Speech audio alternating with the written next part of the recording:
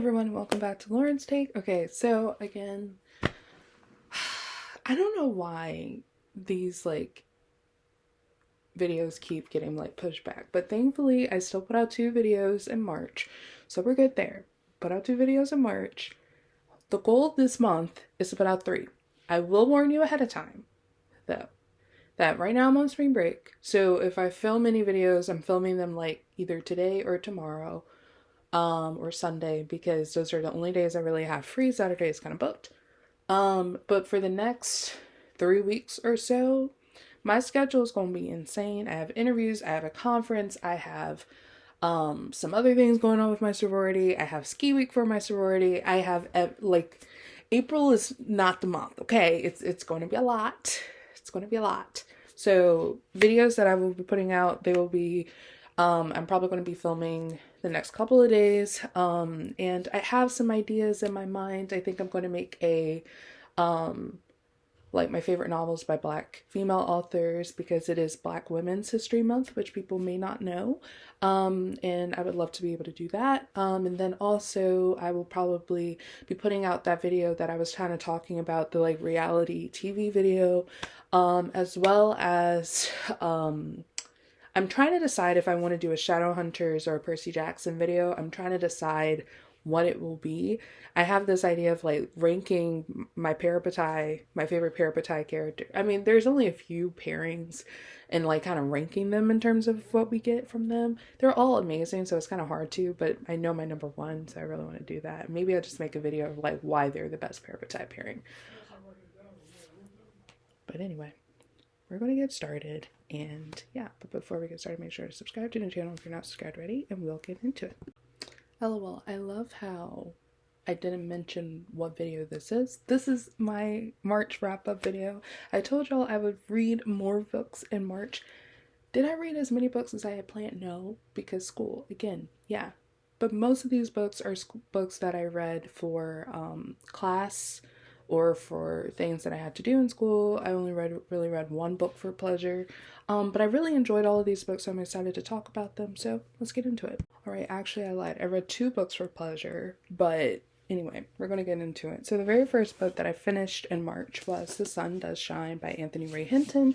So fun fact about this story, the author, Anthony Ray Hinton, actually came to speak at my school, and I was actually able to introduce him, and so I wanted to make sure I finished this book. I got it a year ago, but I didn't have a lot of time to read it, so I really pushed myself to try to finish it before he came, and so I finished it early March, right before he came. And I really enjoyed this novel. I usually don't like biography or autobiographies, memoirs, none of that. This is probably one of the most meaningful that I've read, and one of the most significant, and it really, pushes people to really think about the death penalty in the US and why it should never be a thing. It also talks about wrongful convictions. He was wrongfully convicted of a crime he did not commit, and I had just taken a class last spring semester, actually, called Mass Incarceration, and learned a lot about that. As y'all know from my wrap-up videos last year, I was talking a lot about how I learned a lot about mass incarceration and the death penalty and all of those things, and noticing the problems with it. And so this book is an actual person who went through that, and thankfully he was received some justice, not full justice, of course, because he got 30 years of his life taken away from him for something he did not do. But definitely recommend this novel, it's not a novel, this book, if you have not, if you want to learn a little bit more about this or just hear his story. He was also just a really kind, really, forgiving man, but it definitely makes you think about things in this country. So yes, this is the first book that I finished in March. All right, next up, I've read Mules and Men by Zora Neale Hurston. This was not my favorite by her. I think it was really hard to kind of follow. It was a lot of different folktales and stories. It's connected to my hip hop and American literature class. There were some that I really liked. I did a few assignments on one of the folktales that I found in here. But it's a lot of dialect. It's a lot of meaningful folktales, and kind of learning about the storytelling tradition in a Black community. So I think in that aspect, it's a it's an important book. It's just not my fave. I didn't enjoy it as much. It took me a long time to read it. I had to end up putting audiobook on at one point. But you know, anyway, that is what I read next. All right, next I read Song of Solomon by Toni Morrison. This is the first, wait, this is not what I read first. 1 second. I actually read Cain first. I think I finished Cain first. Or did it? Well, let's look at Goodreads. No, I did. Never mind. Song of Solomon by Toni Morrison. This is my first novel that I read by Toni Morrison. I was so excited to finally be able to read a book by her. This is also for my hip hop and American literature class. I love this novel. It was weird. There were many weird parts. Very strange. So take it with a grain of salt. But in terms of just this being like a phenomenal piece of literature, like as an English major, as a reader, as a lover of books, this is just like one of the most amazingly written. That is not the proper grammar. This is one of the best books I've ever read. It is phenomenally written. Like Toni Morrison was that girl. May she rest in peace and power. And this text was just really, really cool. So I'm really thankful to my professor for introducing our class to this. So I got the opportunity to finally read Toni Morrison. And we need to make sure her works continue to be supported because in many states, her books are getting banned. So we need to not allow that to happen. Because her books, though they may kind of talk about, you know, topics in a way that you may not be used to, and it may be a little extreme, there's meaning in her books. And so I really appreciated this text and loved it. So yeah. All right, next I read Cain by Jane Toomer. So this I read all of these like really, really close together. So that's why I got kind of confused with Song of Solomon and this. When did I read it? When did I read it? But according to Goodreads, I finished Song of Solomon first, then I finished Cain. This is for my modern American novel literature course. I really, really, really enjoyed this book. I thought it was really cool. It was really interesting in terms of how it was written, because there are poems, there are vignettes, there's stories, there's everything, there's a play. Like, I think what's so cool about this is it is like the definition of a modern novel. If you know anything about modernism, it's kind of like the first time where writers and playwrights and everyone, anything in like the modernist period kind of like broke the rules of what constituted as a novel. And this I think is really meaningful when it's by a Black author in particular. When you think of the Harlem Renaissance, this came out of the Harlem Renaissance, thinking about that and seeing what a lot of these Black authors and poets and playwrights were doing in terms of what they were doing with literature is amazing, and it's so cool to do. I actually wrote my capstone paper on the Harlem Renaissance, and actually in a different way than one may think of it. But I did a lot of research on the Harlem Renaissance, so it's really meaningful to me, but I really enjoyed this text. All right, so now I finished up March in I was chilling, I finished up March with some pleasure reads. So I got back into my Shadowhunters rereading situation, and I finally finished City of Lost Souls. Okay, I remember I really did like this one. Out of most of the books, I just enjoyed it. I thought it was just kind of like intense, and there's a lot of clays, but it's not like in the way that one may think of it. And so I really, really, really enjoyed rereading this one. Mind that talking, like we have my one of our cousins like painting the house at this moment. But anyway, I really enjoyed reading this again. I thought it was so fun. I thought it was so just intense. Like, oh my gosh. I think it also made me realize like why we all hated Sebastian again. Like, I knew he was really bad. Like, he's really sick, especially what he does in City of Glass. But times that by like affinity for City of Lost Souls.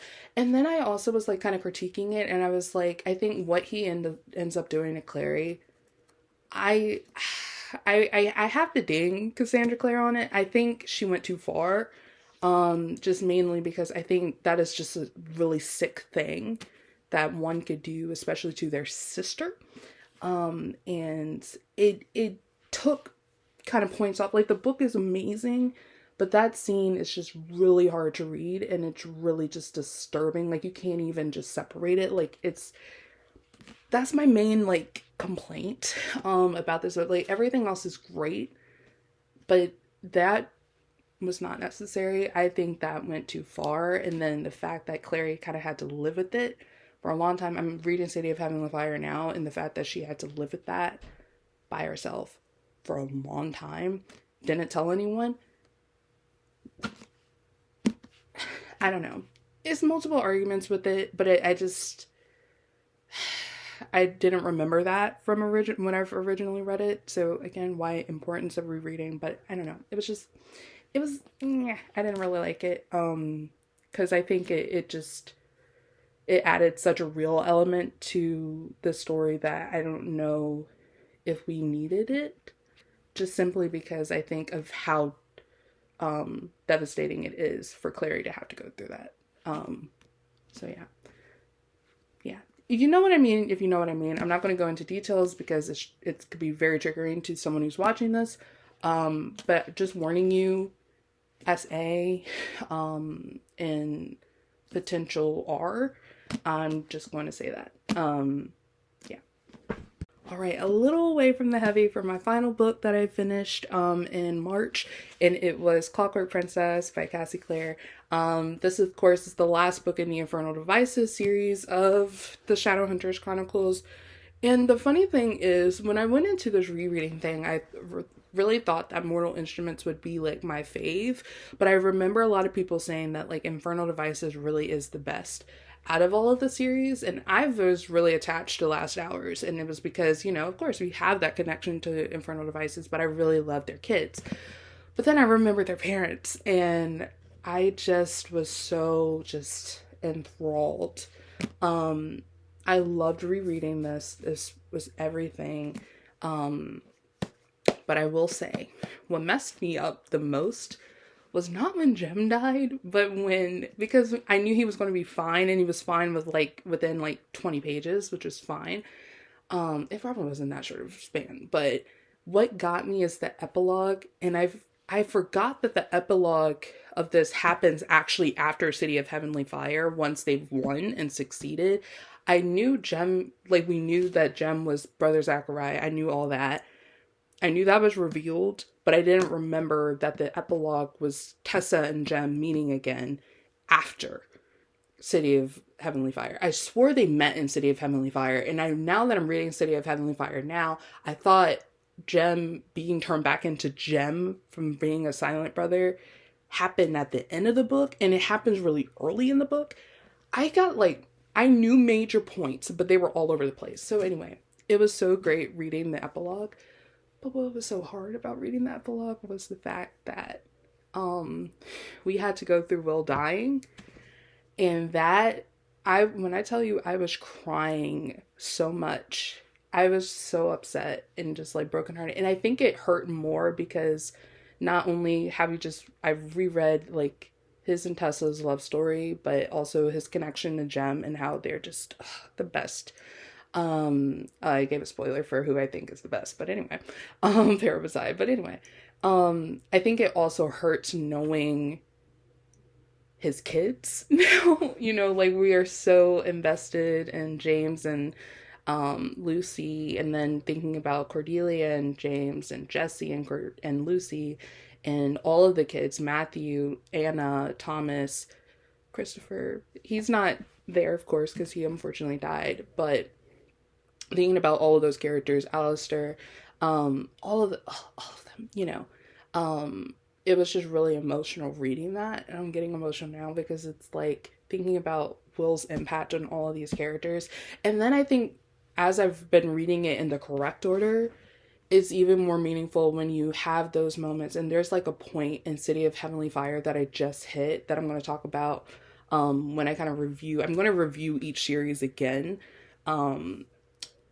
Or I could talk about it now, but I think it was Emma Carstairs talking to Jace, and we know Jace is Will's descendant, and we know Emma is Jem's descendant in a way, by niece and sibling and all that. But anyway, so she's his great niece or cousin, niece, cousin, niece, something.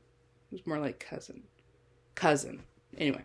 That's not the point. The point is when Emma said that, you know, her dad always said growing up that the Carstairs owe the Herondales, when I tell you I lost it, because we know what it goes all the way back to. And then if you also include Last Hours in that, it made it that much more meaningful. So I think going through all of the pain of Will dying was like really thinking about his legacy, and then also seeing all of that happen. It's so fun, but it's also like really depressing when you think about how much these characters are so intertwined and these stories are intertwined. But anyway, yeah. LOL, that took me too much time, but I had to kind of get that off my chest because I'm the only one who reads Shadowhunters in my house, and I tried to talk to my sister about it. She won't let me talk about it. So I have to vent to YouTube. So comment down below some of your favorite moments in the Infernal Devices series. I have found that it probably is my favorite of all of them after rereading. I think what is so great about it is it's such a wholesome love story, and it's so beautiful. It is the best, I will dare say it, I dare to say that the love triangle between Tessa, Will, and Jem is the best one, mainly because there isn't any drama. It's such a loving, all three of these characters love each other so freaking much. It's kind of like Christopher, not Christopher. Pretend I didn't say Christopher. It's like Christina, Mark, and is it Kieran? Yeah, Kieran in Dark Artifices. Mainly because, or is it Artifices? Artifices.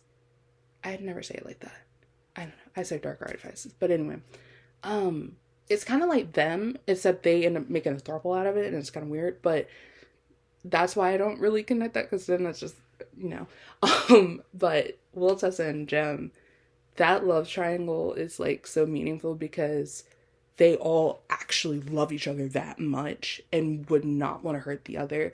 And so knowing that Tessa gets to have both of them at different points, it's crazy that it happens, but I think it's so great that it happens because they both are like genuinely good guys.